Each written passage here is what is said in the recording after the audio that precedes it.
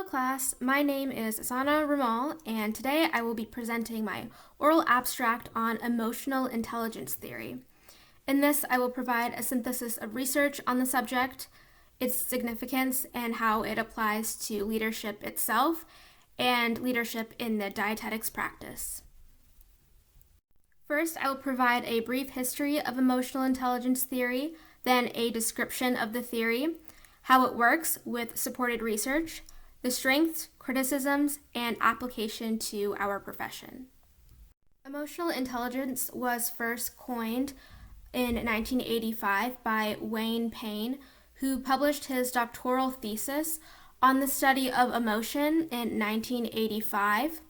The theory of emotional intelligence was first introduced to the scientific field in 1990 by Salovey and Mayer when their article Emotional Intelligence was published in the Journal of Imagination, Cognition, and Personality.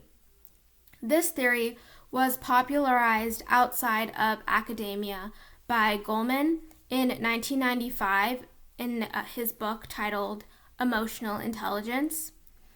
In 2001, the trait model of emotional intelligence emerged from psychology professor Petrides. Not much after that, in 2004, Salovey and Mayer published work on the ability model of emotional intelligence. Below I have a face to match the academics who worked on this theory. The work by Salovey, Mayer, Goleman, and Petrides laid most of the foundation for this theory, defining the theory and creating models to show how it works. Salovey is a social psychologist and researcher who contributed to the early work on the theory, and he continues to research on it. He currently is Yale's president. Mayer worked alongside Salovey to create the model on the theory and the emotional intelligence test, which is a tool to measure EI. As mentioned, Goleman popularized emotional intelligence with his book, which was a bestseller. This showed people that EI can be as important as IQ in building academic and professional success. And then Petrides' trait approach to EI shows how certain attributes can be advantageous to individuals within organizations. According to Mayer and Salovey, emotional intelligence is the ability to perceive emotions, to access and generate emotions so as to assist thought, to understand emotions and emotional knowledge, and to reflectively regulate emotions to promote emotional and intellectual growth. Goleman added to this description of emotional intelligence with his proposal of the 5 components of EI, and they are self-awareness, self-regulation, motivation, empathy, and relationship management. Self-awareness is defined as the understanding and ability to identify a person's emotions, to properly identify them and understand how they influence others. Self-regulation is the ability to control and adjust one's emotions. Internal motivation is the ability to use emotions to fulfill one's needs and goals and have the strength to keep going when things get tough. And then empathy is being able to detect feelings of other people and respond according to their emotional state. Social skills is interacting with others and building good relationships based on understanding one's own emotions and the emotions of others. Emotional intelligence theorists propose that thinking isn't separate from emotion. In fact, they work together to contribute to the process of leadership. And this occurs when leaders socially interact with followers to influence their performance outcomes.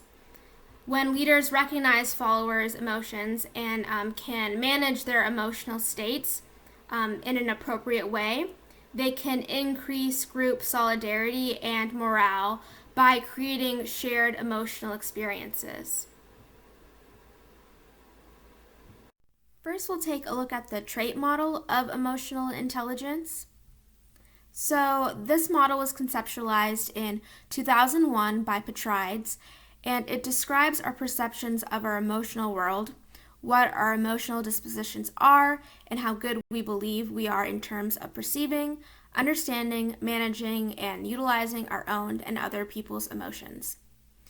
The trait EI is the measurement of personality traits as they relate to emotions. Trait EI is emotion-related dispositions and self-perceptions as they pertain to emotional experiences. Trait EI questionnaire is the instrument used to measure emotional intelligence, and it provides coverage of 15 subscales under 4 factors within the EI trait model. The 4 factors include emotionality, well-being, sociability, and self-control. Studies have supported the use of this EI trait instrument to predict criteria outcomes significantly better than other questionnaires. It's been used in a lot of studies where they needed to assess affective aspects of a personality, and this has been in research on leadership, neuroscience, relationship satisfaction, among other things. Petrides' research takes a closer look at how leaders faced with emotionally charged situations may experience and react to an increase of stress levels. He and researchers specifically observed self-control and sociability to examine aspiring and practicing school administrators.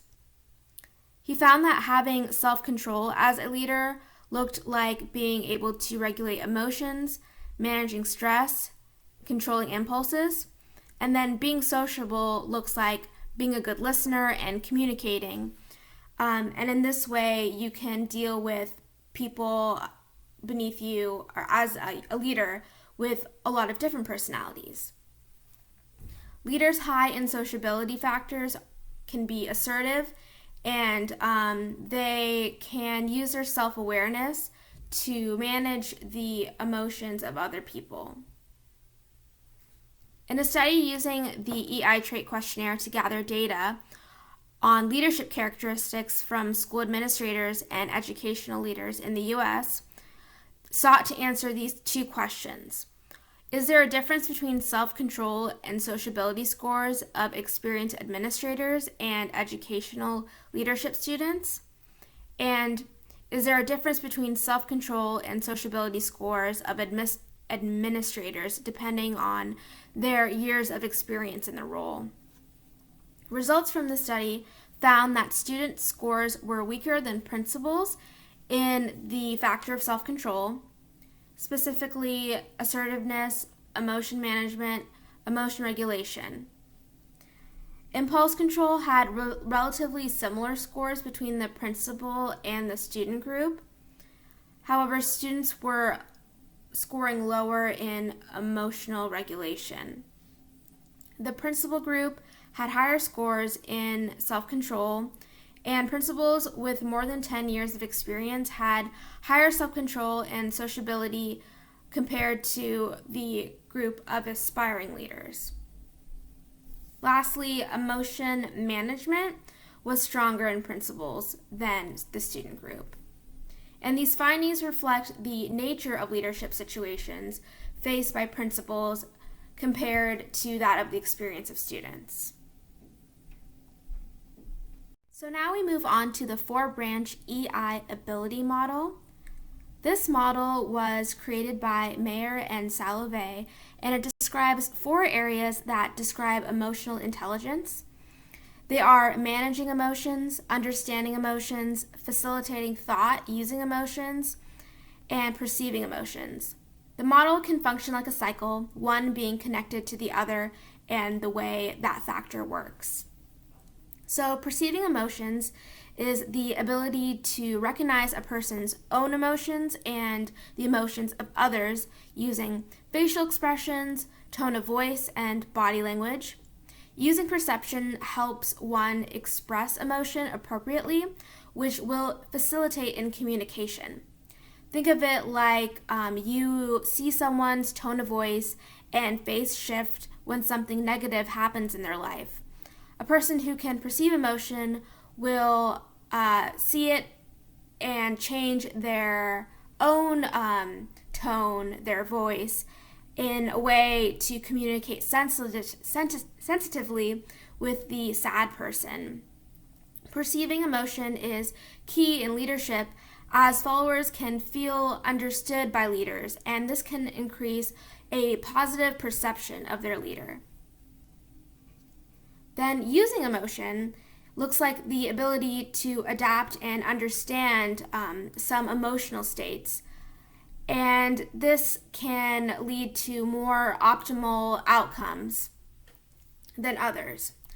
Practicing the act of emotion can successfully allow you to generate emotions that can support certain tasks. This could be seen in leadership when an instructor creates activities that not only generates effective learning, but also produces joy in students as they are more engaged. So the teacher sees emotion, and that is the perception, but they also use emotions by creating tasks and actions according to this perception. Understanding emotions means the ability to distinguish between emotional states in yourself and in others. You can understand where they come from and the impact of an emotional reaction. Understanding emotion is directly tied to managing emotion, which we'll see later. And leaders need to understand emotion when dealing with conflict, especially in issues where there is disobedience or defiance of rules. A leader can understand where these emotions are coming from, which can help them come up with solutions or disciplinary actions that are appropriate for the individual and lead to outcomes that are also appropriate long term. So the ability to manage emotions requires not only feeling, but regulating a range of emotions to be able to recognize how emotions in a specific situation should be handled. Someone who can manage emotions can utilize both short and long-term strategies for emotional regulation, given the situation. So this could be like taking a moment and waiting before you react as you see conflict escalate. You can wait to react, and this can help reduce your anger or shift your emotions in a way that would be more appropriate for a situation. And as a leader, you can manage emotions by choosing whether or not to get involved in de-escalating a conflict. The ability model has been researched in the workplace, and findings have suggested that the ability to conduct these areas can enhance job performance, occupational well-being, and leadership effectiveness. Specific performance indicators such as company rank, percent merit, ratings of interpersonal facilitation, and positive attitudes at the workplace have all shown an increase by using the 4 branches of the ability model. Now that we've discussed emotional intelligence theory in terms of their models, we must look at how EI actually works. Goleman and colleagues have argued that EI is a key part of leadership effectiveness, as emotional intelligence can benefit the function of leading teams in 2 ways. The use of EI by a leader can motivate team members to work together towards team goals. You can also use emotion to transform influence over team members. EI leadership researcher George has identified 4 ways EI can be used to motivate and transform. They are appraise others' emotions and portray emotions, thorough knowledge of emotions, use and influence of emotion, and management of emotion. Appraisal and portrayal of emotion allow for strong relationships between leaders and followers to be maintained because it requires the use of individual level focus and self-awareness, where leaders can support their team members. Knowledge of emotion in a leader assists them in leadership behaviors that are related to emotion. For example, they need to know what to expect when they give a follower feedback, like criticism and praise, so they can communicate to them effectively. Using emotion to influence your team is a key part of a transformational type of leadership, as it can positively affect performance of team members. Emotion can be used to motivate teams and create a sense of urgency towards success or change. Lastly, managing emotions, like mentioned in the ability model, is important for leadership success in that leaders can direct a team's emotional reactions in a more positive direction if they can properly utilize their emotional intuition. I immediately thought of nutrition counseling when learning about these applications of emotional intelligence. RDs often work with clients who deal with complex emotional problems that are a product of poverty, health problems, trauma, or emotions that are directly related to weight. So we're required to use emotional intelligence to relate to the people that we speak with so they can feel motivated. This motivation can only come from feeling understood, and so communicating this can transform their nutrition behavior in a positive direction. As mentioned, there are instruments that can be used to measure emotional intelligence, which are used in organizations. The ability-based EI test is called the Mayer-Salovey-Caruso EI test, while the trait-based approach is measured through the Trait Emotional Intelligence Questionnaire. An additional tool is the Emotional Skills and Competence Questionnaire. The MSCEIT and TEIQ are both useful because of their versatility in organizations. You can use emotional intelligence assessments in corporate environments, especially when hiring employees where predicting their emotional intelligence can impact their performance. It can also be used in organizations in order to raise employee self-awareness, and this is needed when you need to plan future career steps, as well as a way for employers to identify training needs in their employees. These EI assessment tools have been used in leadership development in academic settings as well, and I discovered this in one study I looked at, which observed the role of emotional awareness and emotional intelligence in leadership teaching.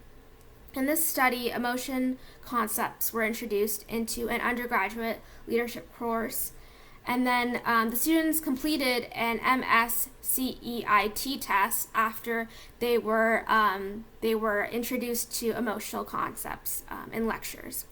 And results showed that an interest in knowledge of emotional intelligence predicted team performance, whereas individual performance was related to emotional intelligence. Lastly, EI is important to organizational survival. Increased employee morale, organizational climate, future profits, etc., can be predicted by having emotional intelligence in an organization. Emotional management especially has been linked to affecting job performance by influencing social and business interactions within an organization. And this can happen in a lot of different sorts of industries and organizations, universities, corporate sectors, etc.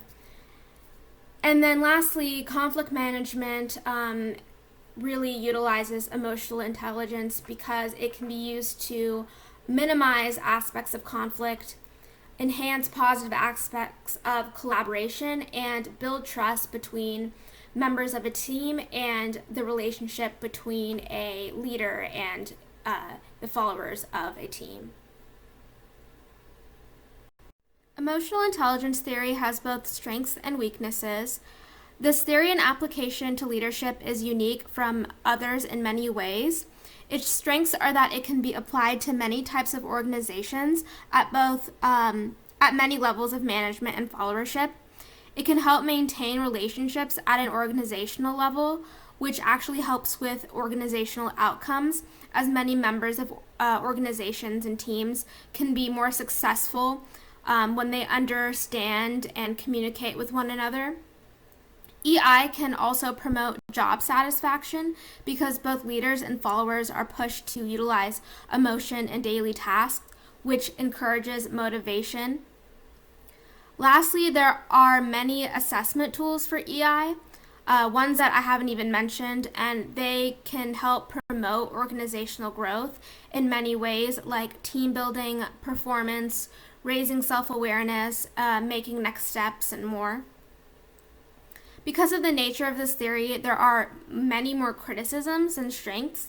A major one is that this theory is relatively new, so there isn't much research that clearly determines the effectiveness of EI in leadership or maintaining organizational growth. Another weakness is that this theory is rooted in psychology as a way to assess oneself and others, which has a lot of room for bias and inconsistency from person to person.